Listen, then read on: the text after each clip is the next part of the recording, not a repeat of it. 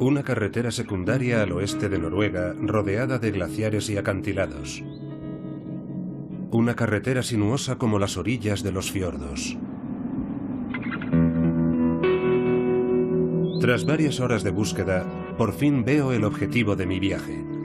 Ahí, flotando en las gélidas aguas, están las granjas de peces en las que se oculta uno de los tesoros mejor guardados del país, el salmón de cría. En estos parajes en medio de la nada, y rodeado por verjas y puertas cerradas a cal y canto, he quedado con un hombre que quiere desvelarme algo que él considera un escándalo oculto bajo las aguas de los fiordos.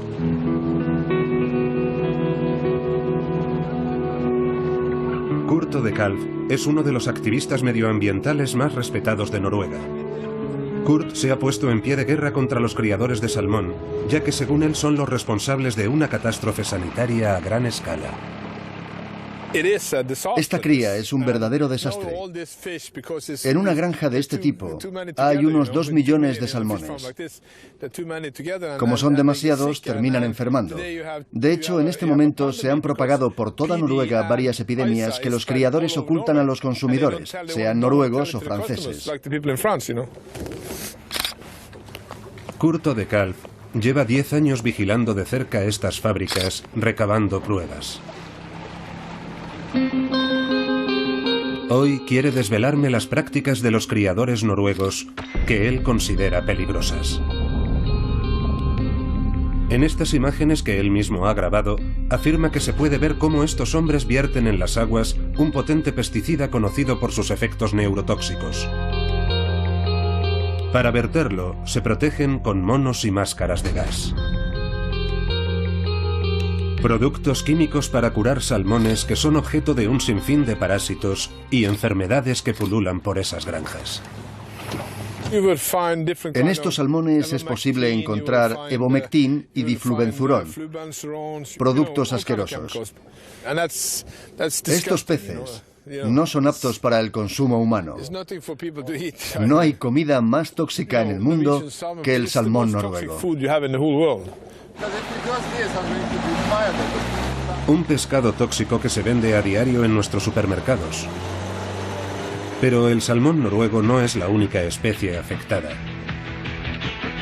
Para contrastar estas acusaciones he investigado durante varios meses la trastienda de la industria de la pesca. Es el alimento sano por excelencia, recomendado por los médicos y los nutricionistas.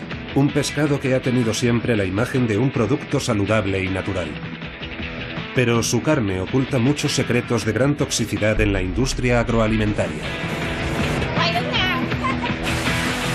De Noruega a Vietnam, pasando por Suecia y Dinamarca, he investigado todos los meandros de esta industria global.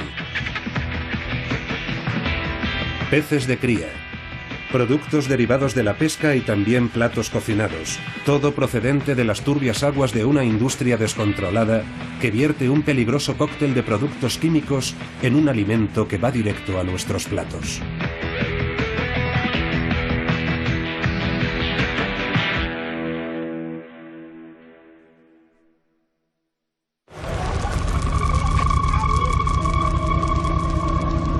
En los últimos 50 años, el consumo de pescado se ha duplicado en Francia. Hoy se han alcanzado ya los 27 kilos al año por habitante, una cifra que supera la del consumo de ternera y de pollo. Para responder a la demanda han aparecido en el mercado nuevos tipos de pescado y las pescaderías actuales poco tienen que ver con las de antes. Buenos días, caballero. Buenos días. ¿Qué le pongo? 2 rodajas de salmón, por favor. Muy bien. Perfecto.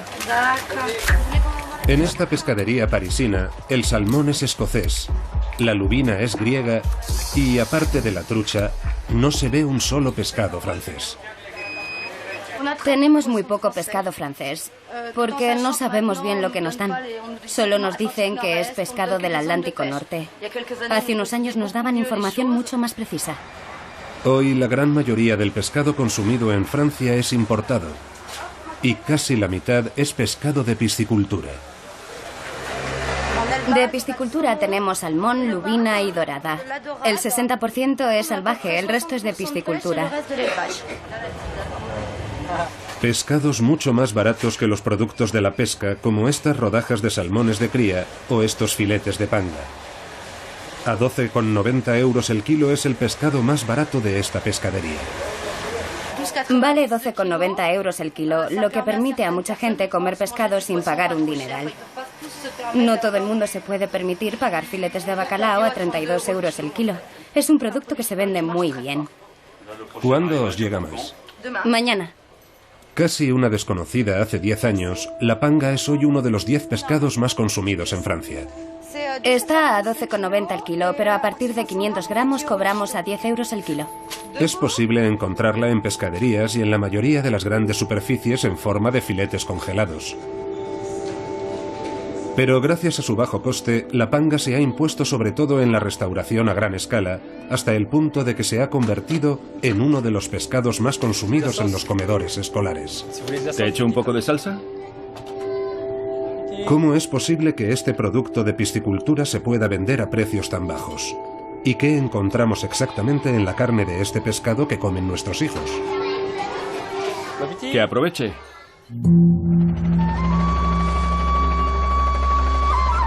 La primera etapa de mi investigación empieza aquí, en el sur de Vietnam, en el delta del Mekong. Aquí, la panga forma parte de las tradiciones culinarias, se vende en los mercados y es consumida a diario en los restaurantes. Pero tras esta imagen tradicional se esconde otra realidad. Desde hace más de 15 años, la panga también se ha convertido en una de las principales fuentes de riqueza de la región. El 95% de la producción mundial procede del sur de Vietnam. En la pequeña ciudad de Can Tho, en el mismo delta, se ha erigido incluso una estatua en honor a la panga al lado de otra de Ho Chi Minh, el padre de la independencia del país. Me dispongo a descubrir que este éxito económico esconde una cara oscura, una explotación de los habitantes y del medio ambiente. Cruzamos el río. Hemos quedado con un hombre muy ocupado, apodado por los vietnamitas el rey de la panga, el señor Minh. En apenas 15 años ha amasado la cuarta fortuna del país, gracias a sus piscifactorías. Exporta panga a más de 30 países, entre ellos Francia. Es la primera vez que acepta abrir sus puertas a las cámaras de televisión. Buenos días, señor Minh. Los peces grandes se están comiendo. No, mejor les enseñamos los peces pequeños. Tienen más hambre. Iremos por aquí. En estas instalaciones se concentra toda la fortuna del señor Minh. Para comprender su magnitud, nada como venir a primera hora de la mañana y observar el espectáculo del desayuno de los peces.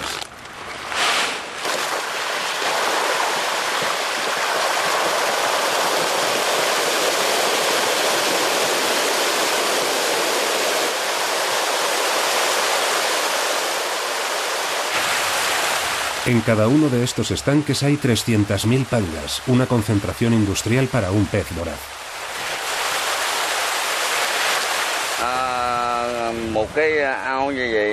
Estas pangas comen 2 veces al día y cada vez que comen les damos 3 toneladas de comida. Así es como las alimentamos.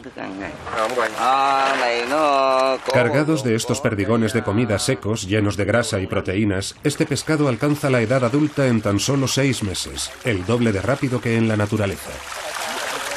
Para asegurar la producción, el señor Minh tiene más de 350 estanques de este tipo.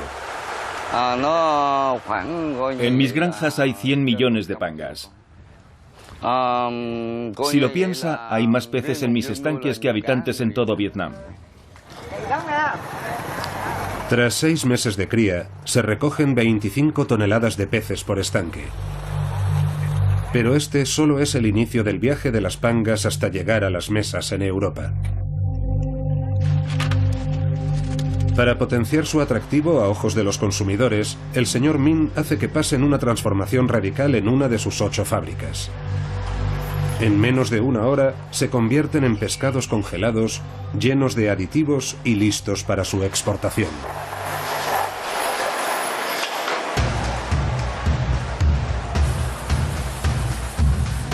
Con el fin de preparar este pescado que se vende a bajo precio en el mercado europeo, más de 1000 trabajadores transforman casi 100 toneladas de panga al día.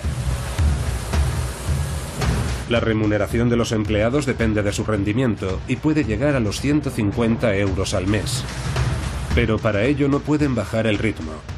Una media de 10 segundos por filete, 10 horas al día. Cuanto más trabajan, más ganan. Esa es la regla. Antes de la congelación es necesaria una última etapa que empieza en estas grandes máquinas de lavado. Esta agua contiene polifosfatos, aditivos que facilitan la congelación. Pero además tienen otra ventaja. Gracias a ellos, los filetes absorben agua y así aumentan artificialmente de peso. Al final, el pescado ni sabe ni huele a nada. Pero, sorprendentemente, el señor Min lo ve como una ventaja para la exportación. Al contrario que otros pescados, la panga no huele a nada ni sabe a nada, por lo que se impregna del sabor de las especias que se le añaden. Esto la ha convertido en uno de los pescados favoritos de todas las cocinas del mundo. Ese es el secreto de la panga. Cada año, Vietnam exporta 1.500 millones de filetes de panga baratos, sin color y sin olor. El 20% de la producción sale de las fábricas del señor Min. En su hangar se acumulan los envíos con destino a España, Ucrania o Brasil, por ejemplo. Pero según el señor Min, también a algunos supermercados franceses. Muy bien. Esta es la factura del pescado que enviamos a Carrefour. Va a través de un intermediario, porque Carrefour no nos compra directamente. Hay un mayorista que nos pide un cargamento y luego lo revende a Carrefour. Mirad, este es el mayorista, es de París. En las pangas del señor Min no hemos detectado ningún problema sanitario. Pero en otras piscifactorías algunos pescados concentran en su carne un peligroso cóctel de productos químicos. La mayoría de las pangas de piscifactoría están enfermas debido a la contaminación de las aguas del Mekong.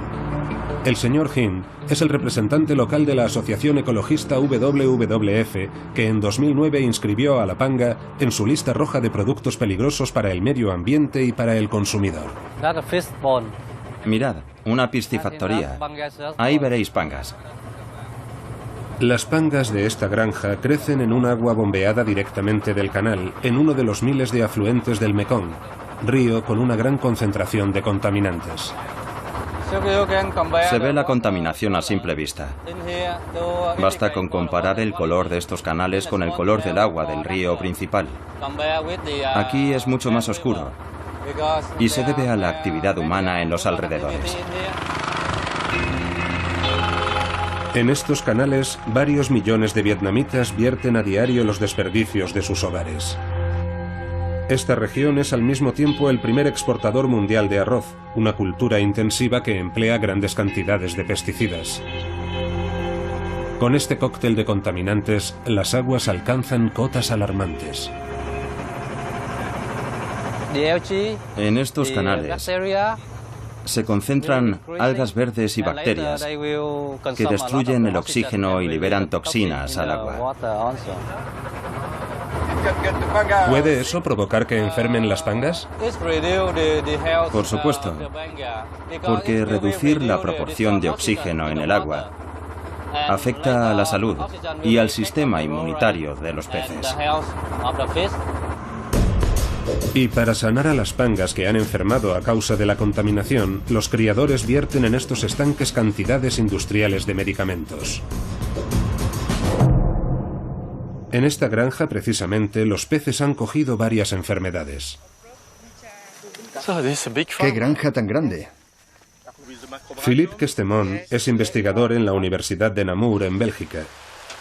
Ha venido a ayudar a este criador para sanar a sus pangas. ¿Las enfermedades de sus peces no les dan muchos problemas?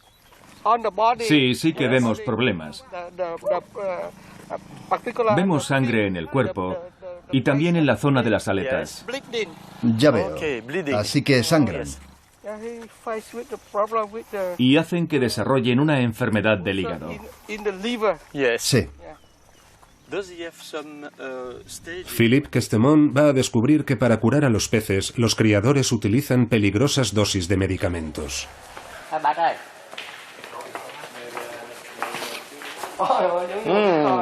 Madre mía, cuánto producto químico. Sí. Aquí tenemos los antibióticos. En esta farmacia a pequeña escala se apilan cientos de cajas de antibióticos de todo tipo. Estos antibióticos son empleados a menudo y provocan una reacción en cadena. El problema es que siempre hay residuos. En el ambiente siempre hay residuos. Y al final la bacteria se hace inmune a estos antibióticos. Al ser administrados de forma habitual a los peces, estos antibióticos refuerzan las enfermedades que se supone que tienen que combatir, lo que obliga a los productores a aumentar la dosis. Se da entonces un círculo vicioso al que hoy en día no puede escapar ningún criador. Si el pez ingiere antibióticos, estos son absorbidos por los tejidos y serán liberados en forma de residuo a través de las heces, de las excreciones. Eso significa que, en último término, los antibióticos aparecerán en muchos puntos de los canales e incluso podrán llegar a otras pisciculturas, porque estas aguas también las utilizan otros granjeros. Para poner fin a este círculo vicioso, Philippe Questemont está intentando promover el uso de medicamentos menos contaminantes. No obstante, son mucho más caros a ojos de los criadores, que se quejan del precio al que los distribuidores occidentales adquieren su pescado. Vale, sulfadiazina. Nuestro coste de producción es de 23.000 dongs el kilo, pero nuestro precio de venta es solo de 22.000 dongs el kilo, así que ya estamos perdiendo dinero. Vale, aumentar sus gastos no es bueno para el negocio. Tras ver los antibióticos, Philippe Questemont descubrirá algo aún más inquietante. De esto también veo mucho stock. Manganeso, gluconato, gluconato de cobre. Eso no son antibióticos. No, estos son productos químicos, pesticidas. Hemoglobina. Vale.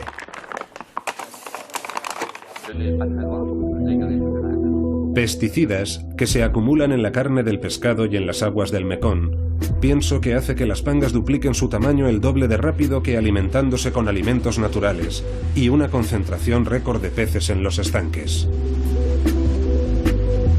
¿Es posible que estas condiciones de cría pongan en peligro la salud de los consumidores? Hasta aquí mi investigación en Vietnam, ya que aquí no se ha llevado a cabo ningún estudio científico independiente sobre esta materia. Para conocer la respuesta, tengo que viajar a un país que ha ido incluso más allá en el uso de productos químicos y técnicas de cría.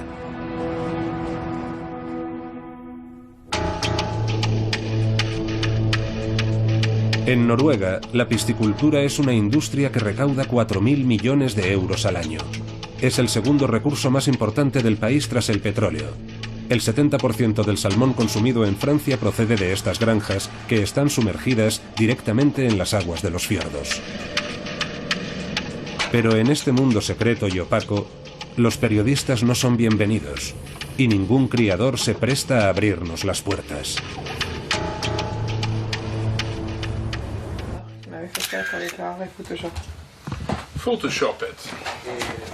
Vuelvo a quedar con Kurt de Kalf, el activista que lucha contra los métodos empleados por los granjeros noruegos. Con el fin de desvelar los secretos de estas fábricas de cría, su organización se ha dotado de unos medios dignos de una película de espías. Este barco hace también las veces de robot marino y sirve para sondear las aguas de los fiordos.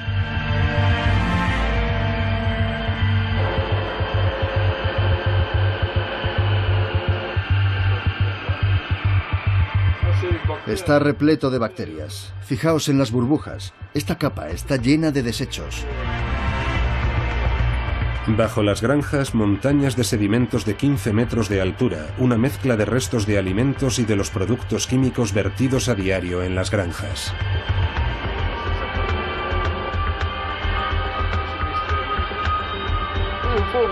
Ahí abajo la contaminación es total.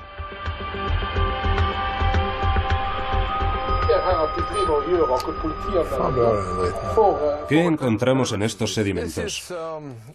Todos los productos tóxicos empleados para matar los parásitos y también heces de peces. El fondo de los fiordos está totalmente destrozado. Es como una fábrica de gas. Encontramos incluso restos de pesticidas empleados durante la Primera Guerra Mundial para gasear a los soldados.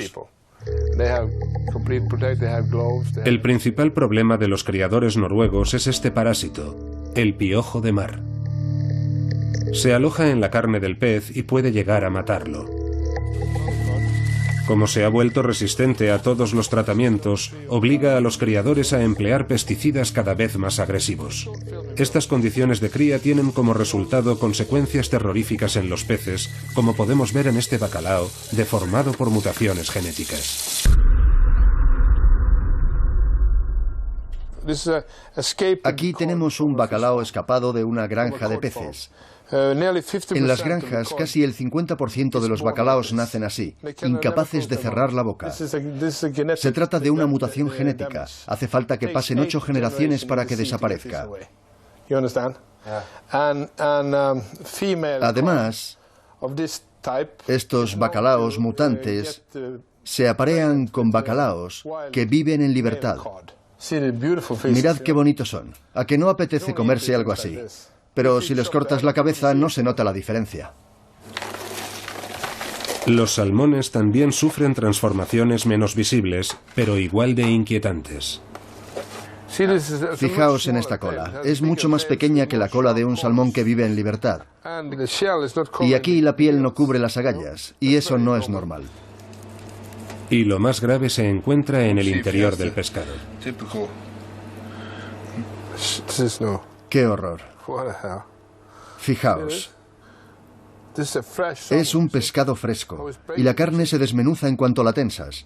Esto no es normal, la carne debería ser mucho más elástica. Este pescado no está apto para el consumo. Un salmón que vive en libertad contiene entre el 5 y el 7% de grasa, y este tendrá entre el 15 y el 34% de grasa. Y como los productos químicos se acumulan en la grasa, este pescado se ha convertido en el alimento más tóxico del mundo. Como estos peces tienen más grasa, la carne de los peces de piscicultura absorbe mayores niveles de residuos químicos. Las observaciones de Kurt de Kalf han sido confirmadas por una serie de estudios realizados por un investigador francés. Jérôme Roussin trabaja para la Universidad de Bergen, en Noruega. Jérôme ha medido la concentración de los productos tóxicos presentes en los distintos productos alimentarios y los resultados obtenidos son esclarecedores.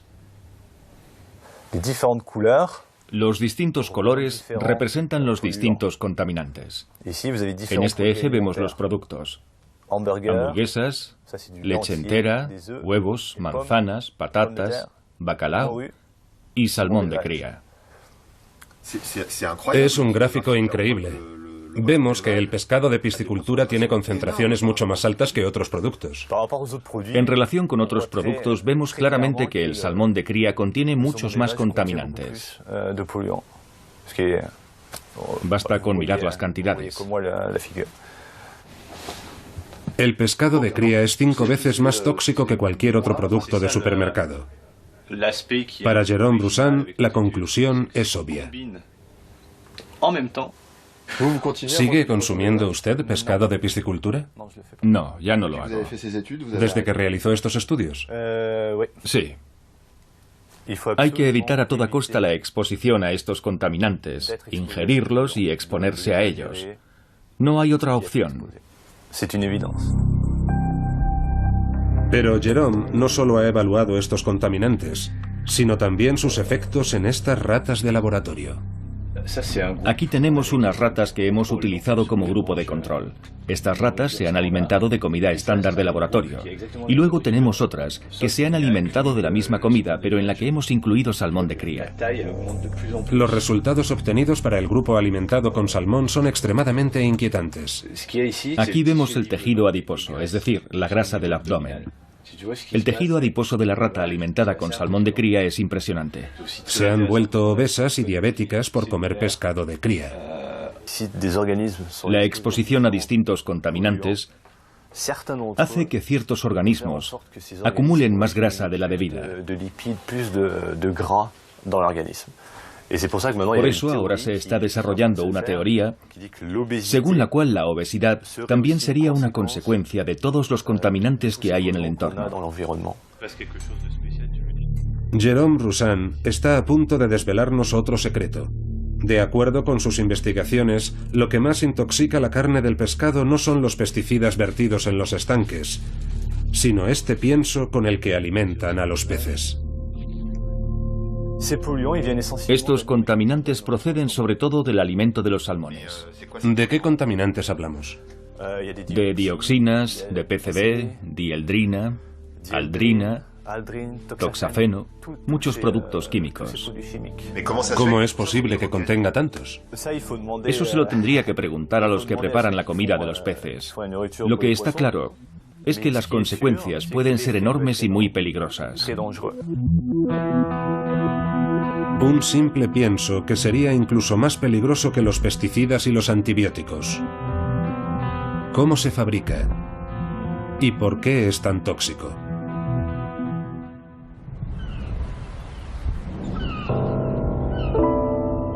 En el pequeño puerto de Tiburón, en la parte oriental de Dinamarca, fondean barcos de pesca que no aprovisionan de pescado a los supermercados.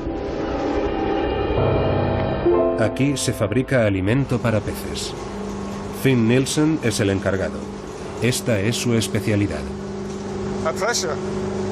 Este es nuestro producto, pienso para peces. Estos perdigones están fabricados con carne de pescado fresco. Este mismo día, un cargamento de anguilas pasa de la bodega del barco a los talleres, donde son transformadas a través de un enorme tubo que las absorbe.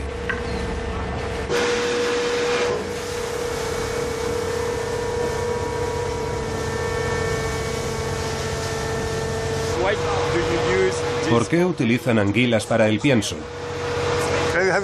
Porque es un pescado graso. Contiene proteínas, pero también mucho aceite. Lo que más le interesa es que el pescado sea graso. En esta fábrica, el 20% de la materia prima procede del mar Báltico y ahí encontramos el primer problema.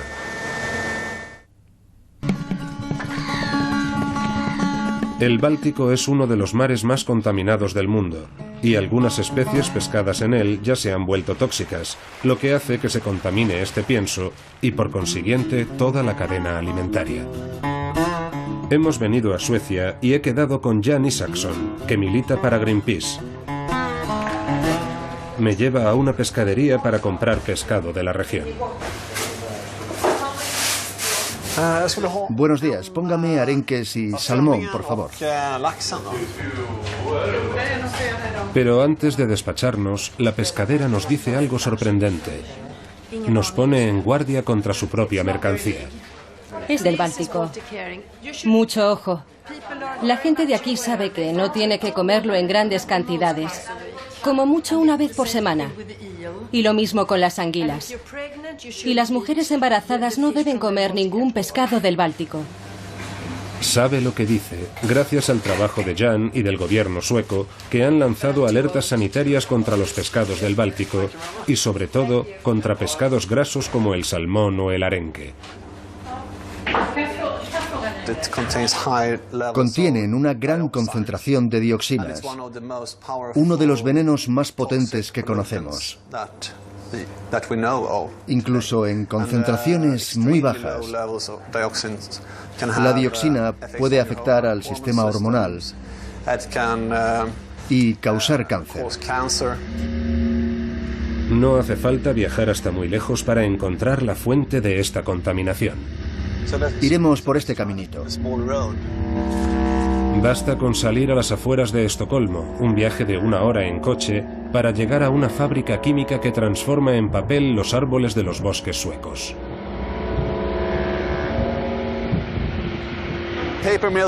Las papeleras suecas siempre han estado en el origen de la contaminación por dioxinas. Aquí hay una concentración muy alta. Pero las industrias químicas no son las únicas contaminantes. 9 países industrializados, entre ellos Alemania y Rusia, vierten sus productos químicos en el mar Báltico, un mar casi cerrado cuyas aguas se renuevan solo cada 30 años. En ellas se concentran los productos químicos y, en último término, estos pasan a la carne de los peces. Estos contaminantes son absorbidos por las partes grasas. Los salmones y los arenques son vulnerables a estos contaminantes porque su carne es muy grasa. Y si bien eso potencia su sabor, también hace que nos expongamos más a estas toxinas tan peligrosas. Estos productos químicos van subiendo en la cadena alimentaria. Cuanto más graso sea un pescado, más contaminantes absorbe su carne. Algunos, como los pesticidas o los PCB, nunca llegan a ser eliminados del todo y reciben el nombre de contaminantes orgánicos persistentes. Al ir ascendiendo en la cadena alimentaria, estos contaminantes se van concentrando cada vez más en las zonas más grasas. Al final de la cadena, 1 kilo de atún o de salmón es mucho más tóxico que 1 kilo de pescados pequeños. Esta es la razón que explica que algunos pescados grasos del Báltico hayan dejado de ser aptos para el consumo humano y que cada vez sea menos habitual encontrarlos en los menús. En su lugar, han pasado a ser muy demandados en el mercado para fabricar pienso para peces, y eso es lo que acelera la intoxicación.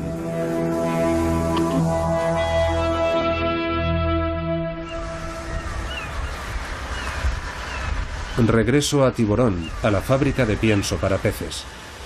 Para transformar los pescados grasos, Finn Nielsen los cuece en estos grandes hornos. Al final, obtiene 2 productos muy diferentes. Por un lado, este polvo de proteínas, y por el otro, este aceite de pescado. Estos 2 ingredientes permiten la fabricación del producto final, y ambos contribuirán, cada uno a su manera, con la contaminación del pienso. Empezaremos por el aceite. Al concentrarse en las zonas grasas, acelera la acumulación de contaminantes y por esa razón los pescados de cría están todavía más expuestos a los contaminantes que los peces que viven en libertad. Por su parte, el polvo de proteínas provoca otros problemas incluso más graves, como he podido descubrir al final de todo en este gran contenedor de productos químicos.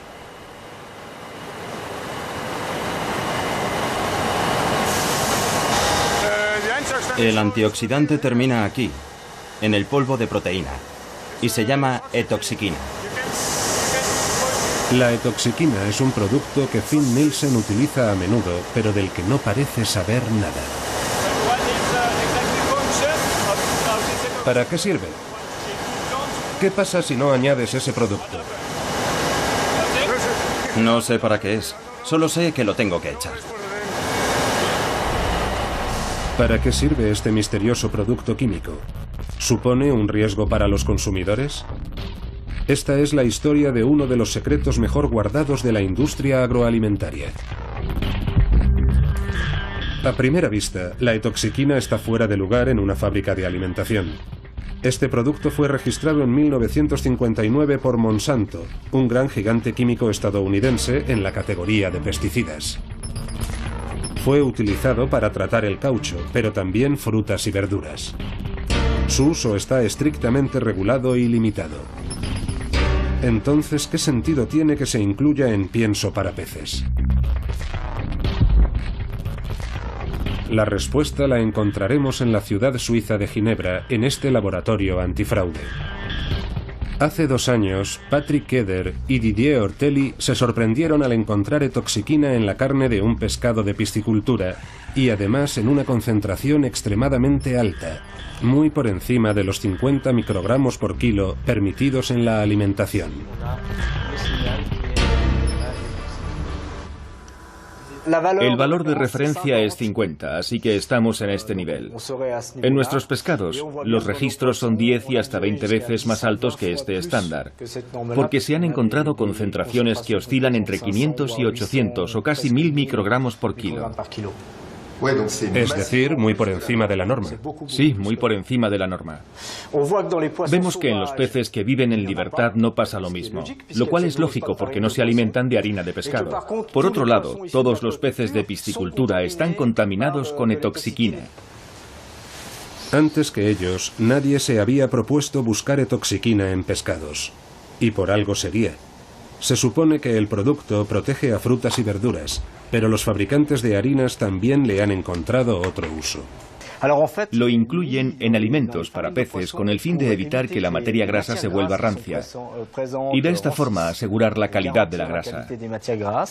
El problema es que los fabricantes de piensos para peces no avisaron a las autoridades sanitarias acerca de este cambio de uso.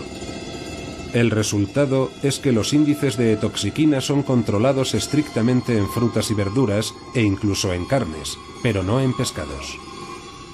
Resulta paradójico que haya estándares para carne de vacuno y de pollo y no para peces. Y mucho peor, hay estándares para canguros y reptiles, pero no para pescados. Patrick Eder ha realizado un descubrimiento todavía más extraño.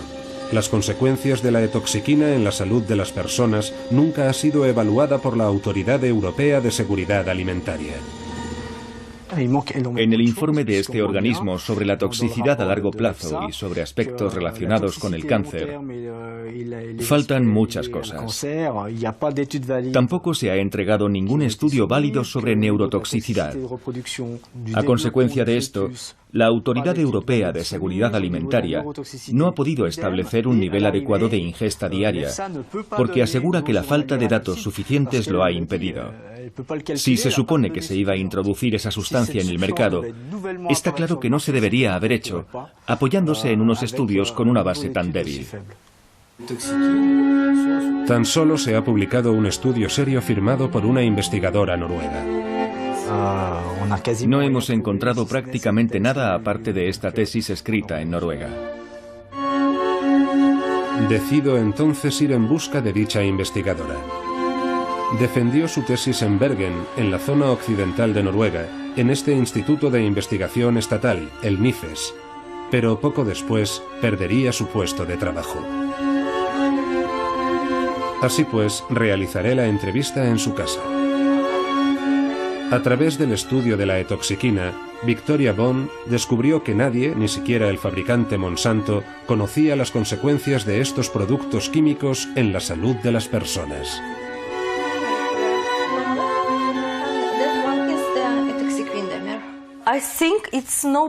Nadie se preguntó si se trataba de un producto seguro. Dieron por hecho que no daría ningún problema. ¿No se realizaron análisis? No. Eso es una locura. ¿No deberían controlar todo lo que se añade a nuestros alimentos? Sí. Tras varios años de trabajo, Victoria ha realizado 6 grandes descubrimientos referentes a este producto, a cada cual más inquietante. He descubierto que la etoxiquina tiene la capacidad de atravesar la barrera hematoencefálica del cerebro. Esta barrera tiene una función muy importante. Sirve para proteger físicamente nuestro cerebro contra las sustancias tóxicas. Y no hay ninguna sustancia humana capaz de atravesar esa barrera. ¿Pero la etoxiquina entra en nuestro cerebro? Sí. ¿Y realmente es tan peligrosa? Sí, sí que lo es. Y este descubrimiento debería ver la luz lo antes posible. Sí. Victoria cree que esto provoca una contaminación del cerebro y consecuencias cancerígenas. El problema es que en estos últimos años Victoria Bond no ha podido publicar ninguno de estos resultados en una revista científica. ¿Pero por qué no ha podido publicar estos resultados? Porque ya no trabajo en ese instituto. Así que he perdido mi estatus de investigadora. De la noche a la mañana perdí el derecho a publicar mi investigación científica. Al término de su tesis y a pesar de sus numerosos descubrimientos, Victoria Bond tuvo que abandonar su trabajo en el Instituto de Investigación, según fuentes oficiales, de manera voluntaria, pero no tardé mucho en descubrir que la realidad distaba mucho de la versión oficial. Porque al final decidí no seguir investigando sobre este tema. ¿Por qué? Realizó usted 6 grandes descubrimientos y me ha dicho que quería usted publicarlos.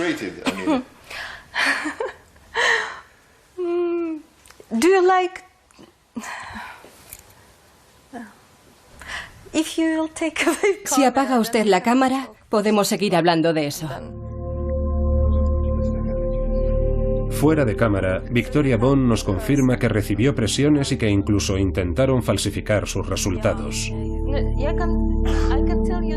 Con la esperanza de encontrar un puesto de trabajo y llegar a publicar un día sus investigaciones, ha preferido no denunciar ante los medios estas prácticas. Pero otros se le han adelantado, porque Victoria no fue la primera a la que invitaron a abandonar su trabajo. En 2006, esta mujer, Claudette Bethune, asimismo investigadora en el NIFES, también había medido la presencia de sustancias peligrosas en el salmón y decidió denunciar en un periódico noruego las presiones y las falsificaciones que había sufrido por parte de sus superiores y del Ministerio de Pesca.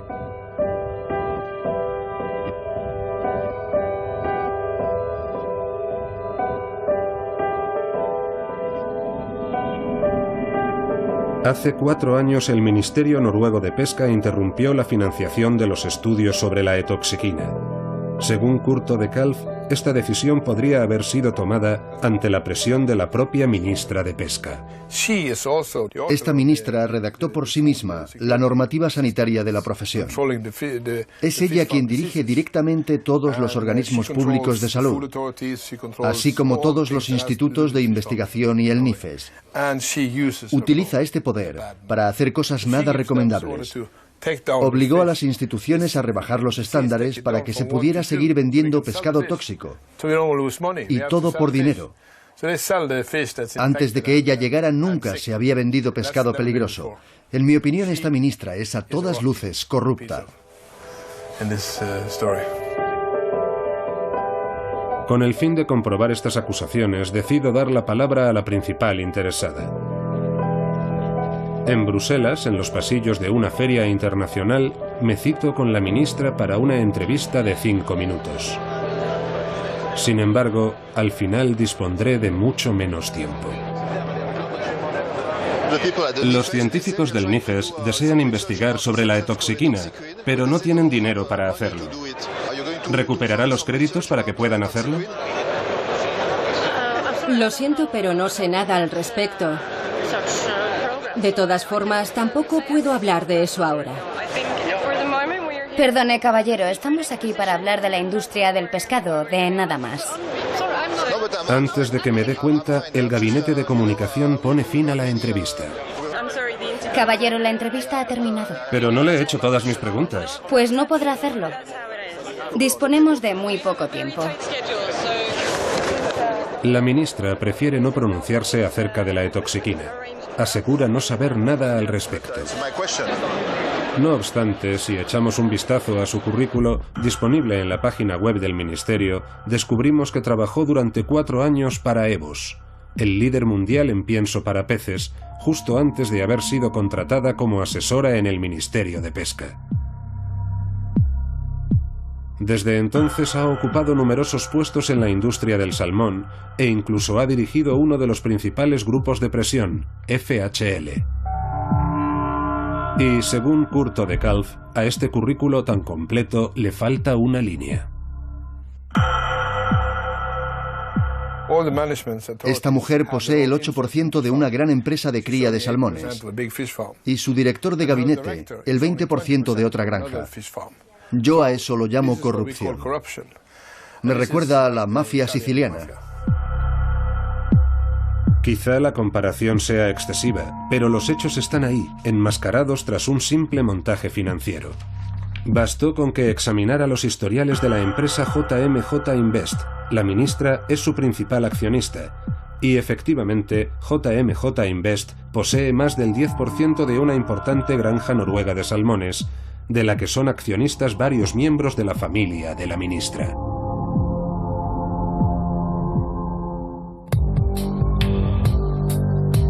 Pescado tóxico, investigadoras censuradas, una ministra con conflicto de intereses. Me marcho de Noruega algo sorprendido por lo averiguado, pero mi indagación todavía no ha llegado a su fin.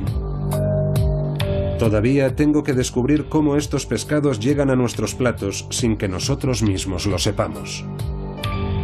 Basta con que un fabricante decida, con total discreción, equivocarse de etiqueta. Exactamente como ocurrió con el escándalo de la carne de caballo.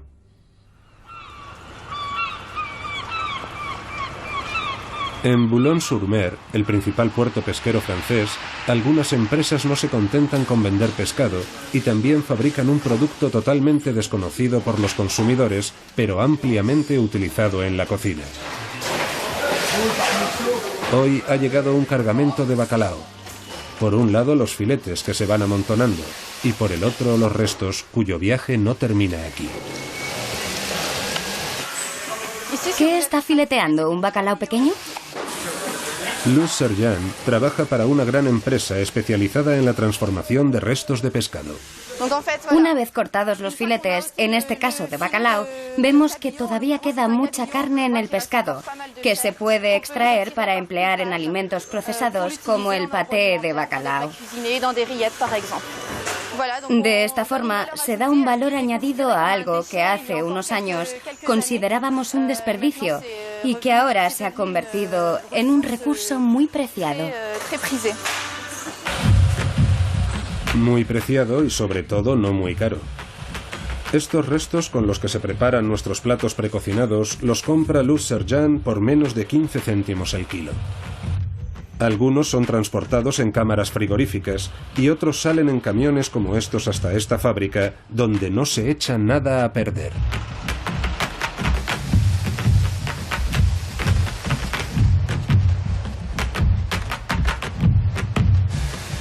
Por un lado se recupera la piel del pescado para fabricar cosméticos y la cabeza y los restos que quedan pegados a las espinas son procesados en este taller. Cuando llegamos nosotros, todas las máquinas están paradas. Sin embargo, han estado funcionando hasta hace muy poco, pero justo antes de nuestra visita, el jefe de la planta ha ordenado detener la producción. No le molesta mostrar cómo funciona el taller. Simplemente teme que los consumidores se asusten al ver el aspecto de la pulpa.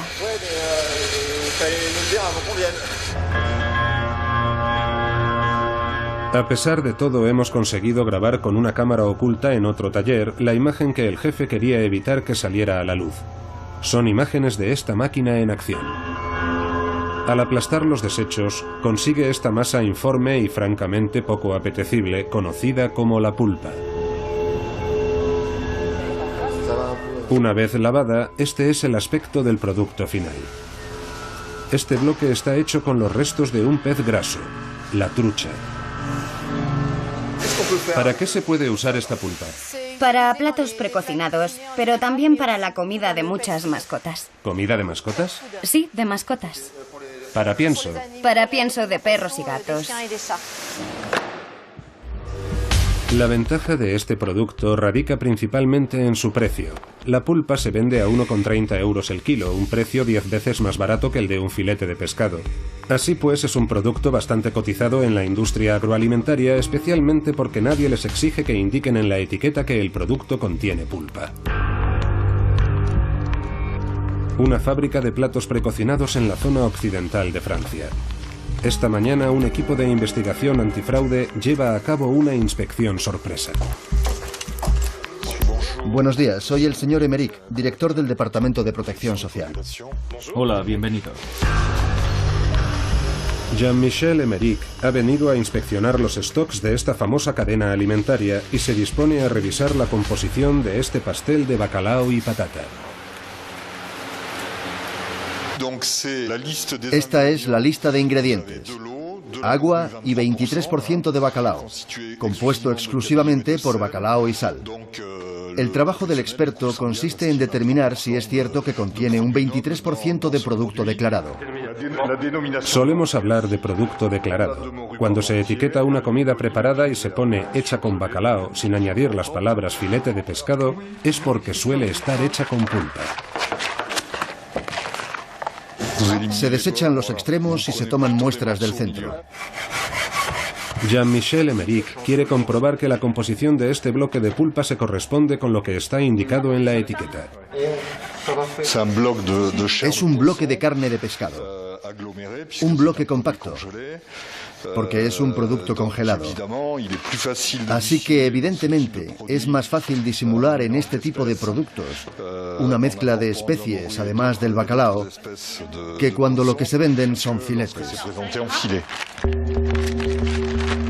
Tras el escándalo de la carne de caballo, el pescado también está en el punto de mira del Departamento Antifraude. Las muestras extraídas son analizadas en el Laboratorio Nacional de Análisis de Marsella, donde se estudiará el ADN. El centro está dirigido por Frédéric Saltron. Averiguar el tipo de pescado es un procedimiento largo y complejo. Según un reciente estudio de Estados Unidos, 1 de cada 3 etiquetas es engañosa. Es el caso de nuestra muestra de pulpa. Al parecer tiene una composición múltiple. Aquí vemos que hay una parte de bacalao del Pacífico y 3 partes de abadejo de Alaska. Aquí vemos la comparación con el abadejo de Alaska. Es decir, que tenemos bacalao del Pacífico y abadejo de Alaska. Eso es. Pero no se menciona el abadejo entre los ingredientes. No. ¿Eso es ilegal? Es una anomalía. Ahora el profesional tendrá que explicar cuál es el posible origen de este abadejo de Alaska en la pulpa, en esta materia prima. Por un lado, no debemos excluir el origen accidental. Y por el otro, el abadejo de Alaska es menos caro que el bacalao del Pacífico, así que podría tratarse de un fraude. Y también existe otro tipo de fraude, el de hacer pasar un pez de cría por un pez salvaje. Abadejo en lugar de bacalao. En la pulpa, la sustitución de especies es mucho más frecuente y supone un problema de trazabilidad. Hoy, toda la industria pesquera podría verse afectada por problemas de seguridad sanitaria, hasta el punto de que algunos profesionales de la salud están cambiando radicalmente de discurso con respecto al pescado. Jean-Luc Mouissier es oncólogo. Hoy celebra un taller de concienciación sobre las causas del cáncer, y a él acuden estas mujeres, todas ellas afectadas por dicha enfermedad. Nuestro objetivo no es buscar al culpable, sino más bien adoptar medidas que permitan evitar la recurrencia. Y entre las múltiples causas que pueden favorecer el cáncer, el pescado se ha convertido en una de las preocupaciones de Jean-Luc. Un consejo sencillo. No comáis mucho pescado grande, como salmón o atún. No lo comáis más de 1 o 2 veces al mes. Consumid pescado pequeño y rico en omega 3 si es posible. Es el mejor consejo para alguien que ha sufrido cáncer de pecho. ¿Está diciendo que el pescado puede ser perjudicial para la salud? Sí. Antes se consideraba que era bueno porque era rico en omega 3 y en vitamina D.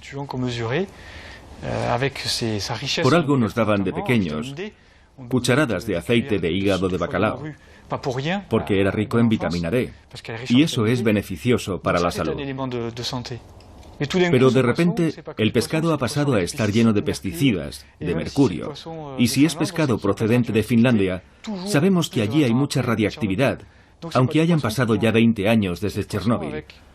Así que ese pescado no hay que comerlo. Ese pescado lleno de radiactividad, mercurio, metales pesados, PCB, dioxinas, etc., ya no es el mismo pescado. Lamentablemente el mensaje ha cambiado porque las cosas han cambiado. Durante 30 años, las autoridades sanitarias francesas han fomentado un consumo generoso de pescado. El pasado verano han rebajado sus recomendaciones.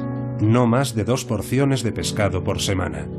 Una forma de prevenir o anticipar lo que podría convertirse en nuestro próximo escándalo alimentario.